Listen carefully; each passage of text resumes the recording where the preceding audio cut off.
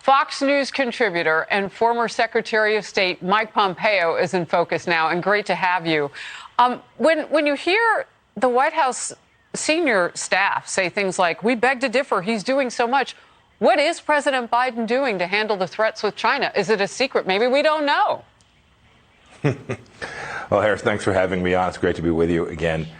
Well, here's what we do know. It's insufficient.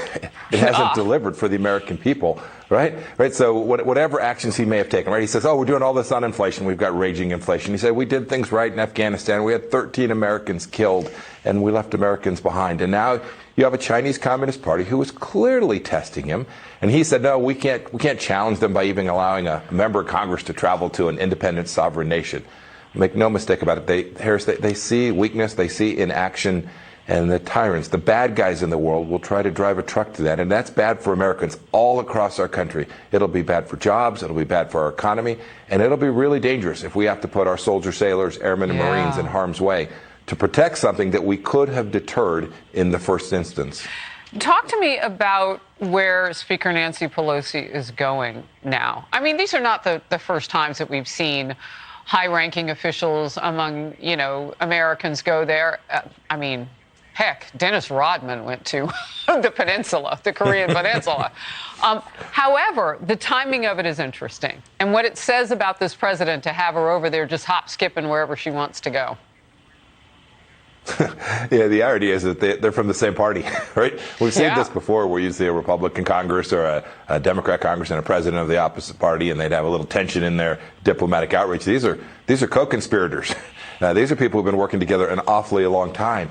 And they are failing to do the things that are to keep us safe. For 4 years, Harris, we were successful. We didn't get everything right, but we were successful at deterring the bad guys from putting Americans at risk, whether it was the strike we took on Qasem Soleimani and pushed back against the Iranians, or the work that we did when President Trump actually visited with Chairman Kim 3 times in Hanoi and Singapore, and then again at the DMZ where the speaker is today. We delivered good outcomes. This administration just seems on its back foot. It seems defensive. It seems fearful. We're the most powerful nation in the world. We ought to act like that, and we ought to make clear that there will be real costs if they act in ways that are inconsistent with protecting and creating prosperity, protecting Americans and keeping prosperity here at home. Well, and I think that's a gap that we don't have that we had with former presidents, particularly the last one, President Trump. We knew what those deterrents were going to look like. He talked a lot about tariffs. He talked tough, and then he followed up with it. We don't know what's on the bill for this president. We just know beg to differ from Admiral Kirby. Your last quick thought, we'll move to the next.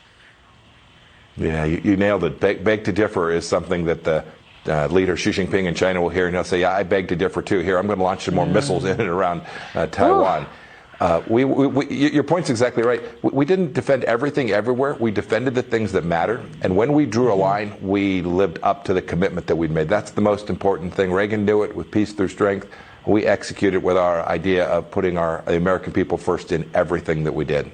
Well, there are some new concerns today, new questions about al-Qaeda's presence in Afghanistan after our military took out their top terrorist, Ayman al-Zawahiri, in an upscale Kabul neighborhood not far from the presidential palace.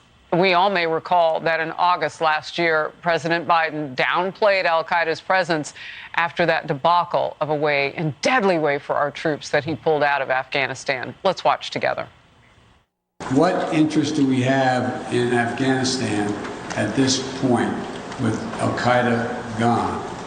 We went to Afghanistan for the express purpose of getting rid of al-Qaeda in Afghanistan as well as getting Osama bin Laden. And we did. Now, the Taliban claims it was unaware al-Zawahiri was in Afghanistan at all before the U.S. drone strike that took him out. This as we approach 1 year since that disastrous U.S. troop withdrawal from Afghanistan.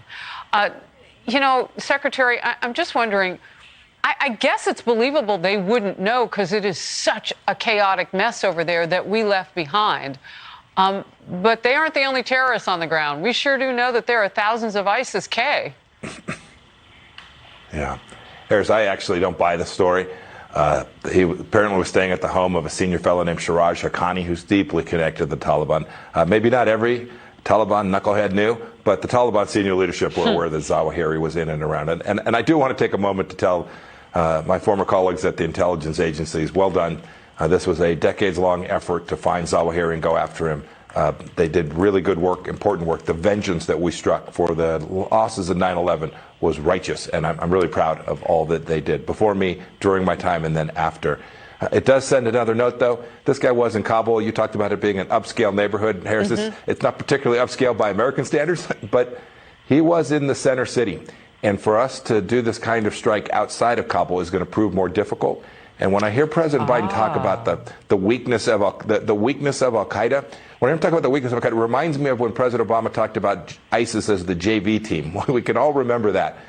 And then ISIS took over a piece of territory the size of Great Britain and started cutting heads off people all across the Middle East. These are serious terrorists. We need to maintain our focus. It's entirely possible for us to deliver good outcomes all across the world to keep people safe. But if you joke and laugh and pretend it's going to go away, the bad guys will come chase us and we'll have a bad day here in the United States one day. We cannot let that happen. You know, before I let you go, as we talk, you talked about the strategy, the strategic nature of you can't hit everything, but you have to go for what's most important. What keeps you up at night right now? Yeah, it's the Chinese Communist Party that keeps me up at night. They're the one power that has the capacity to change the way our kids and grandkids live their lives here in the United States of America. Harris, they're inside the gates. They're working in our universities and research institutions. They're stealing jobs from millions of Americans all across the country. This is what we're going to have to confront to make sure America gets another 250 great years. I'm convinced we will, but the Biden administration has not shown sufficient resolve or strategic thinking in how to confront them appropriately. We had a lot of work to do when we left as well, Harris. This is an American mission, not a Republican or Democrat mission, but an American one. Mike Pompeo in focus on this Friday. Thank you so very much. Thank you, Harris. Yes, ma'am. Have a good day.